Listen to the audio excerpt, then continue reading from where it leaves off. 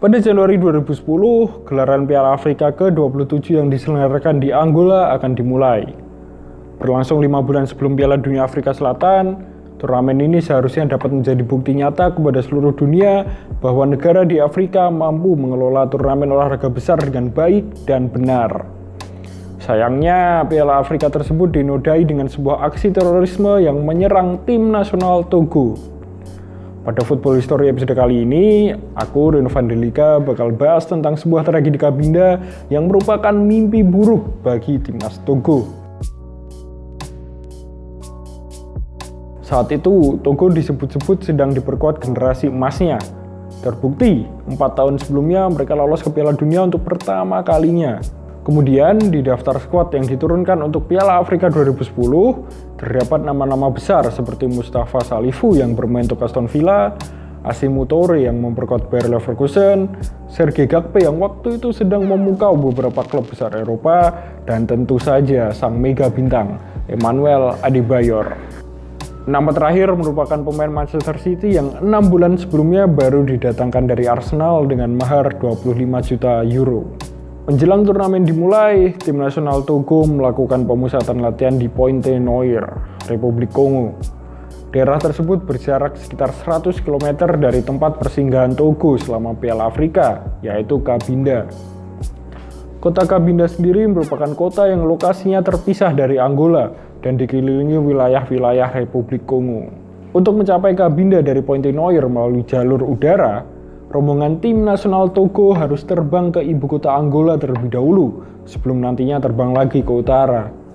Karena dirasa merepotkan, Togo memilih berangkat menuju Cabinda melalui jalur darat.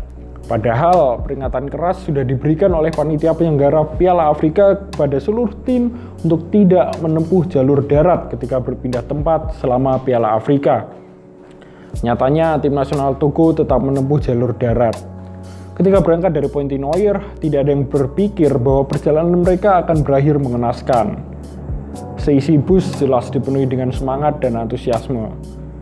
Menurut beberapa pemain, perjalanan terasa menyenangkan. Namun sekitar 15 menit setelah melintasi perbatasan, suara tembakan mulai terdengar. Sebelum semuanya benar-benar sadar apa yang terjadi, 2 orang sudah meninggal dunia. Mereka adalah media officer timnas Togo yaitu Stanislas Oklo dan sang sopir bus. Tidak hanya itu, Kojofi Obilale yang merupakan kiper timnas Togo juga terkena beberapa tembakan di tubuhnya. Menurut kapten sekaligus bintang Togo saat itu yaitu Emmanuel Adebayor, situasi dapat lebih parah jika tidak ada polisi yang mengawal. Untung saja bus timnas Togo dikawal oleh 2 mobil polisi, satu di depan dan satu di belakang. Meskipun begitu, ia dan rekan-rekan satu tim tetap harus merasakan 30 menit terjebak di dalam baku tembak. Ya, 30 menit yang mungkin menjadi yang terlama di hidup Adebayor. Setelah situasi aman, seluruh rombongan langsung menuju ke rumah sakit. Di sanalah mereka baru benar-benar dapat mencerna apa yang baru saja terjadi.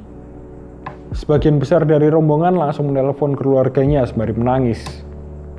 Sesampainya mereka di hotel, rumor beredar bahwa ada sebagian pemain yang ingin Togo tetap bermain di Piala Afrika 2010. Sementara sebagian lainnya sudah kehilangan minat untuk bermain. Sampai akhirnya pemerintah Togo memutuskan untuk memulangkan tim nasionalnya.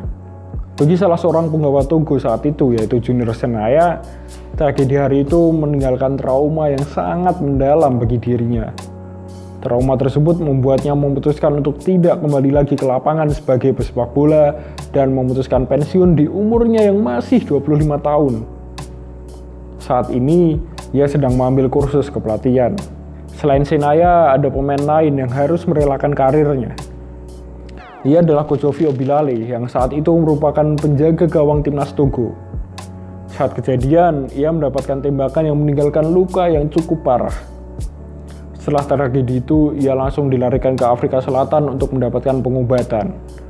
Di sana, ia harus menjalani 8 kali operasi. Sayangnya, upaya medis tersebut tetap tidak bisa membuat fisiknya kembali normal. Ia harus selalu ditopang oleh tongkat untuk berjalan. Kojofi Obilale kemudian menerima penghargaan khusus dari Federasi Sepak Bola Benua Afrika yaitu CAF 10 tahun setelah tragedi penyerangan tersebut. CAF memberi penghormatan atas usaha Obilale untuk sembuh dari luka-luka yang diderita. Selain itu, penghargaan tersebut juga dirasa pantas didapatkan Nobby Lale karena mantan kiper klub GSI Pontivi tersebut sejak lama aktif membantu anak-anak berkebutuhan khusus. Tidak lama setelah aksi penyerangan tersebut, sekelompok pemberontak mengaku bertanggung jawab. Mereka adalah kaum separatis kota Cabinda yang biasa menyebut diri mereka The Liberation of the Enclave of Cabinda.